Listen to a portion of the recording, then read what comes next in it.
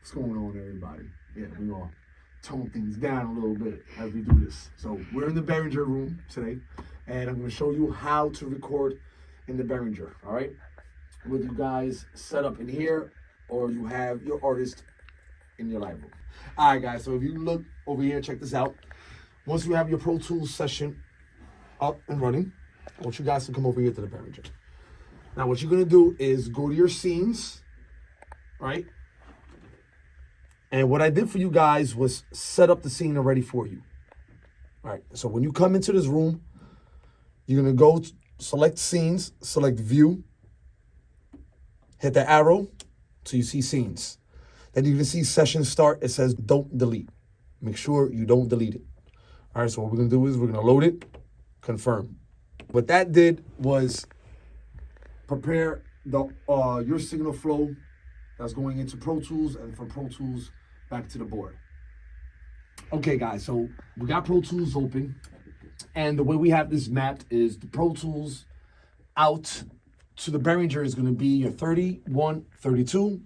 So as you can see here on my output, I have 31, 32 selected. Always make sure whatever studio you're working in, whatever session you're using, make sure you check your playback engine and you're using the X USB, not anything else, okay? Make sure you select it here. Make sure your I/O settings are correct. This is what you want to see. And you'll be able to rock at this point. As you guys can see, each channel, 1 to 16, 32, everything is normalized to Pro Tools, 1 to 1, 2 to 2, 3 to 3. But our local is 1 to 10, I believe. So we only have 10 inputs from our booth, okay? So let's say, for instance, we're recording in channel 1. You have your mic connected in the booth. If you're using a condenser mic, if you look up here, this is where our preamp area is.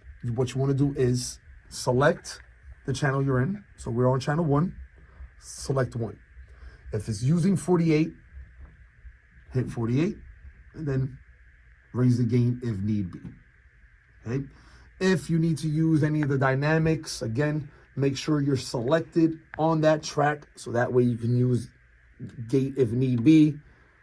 You have compressor, you have your equalizer, okay? Whatever track you guys use, make sure it is selected before you do any work.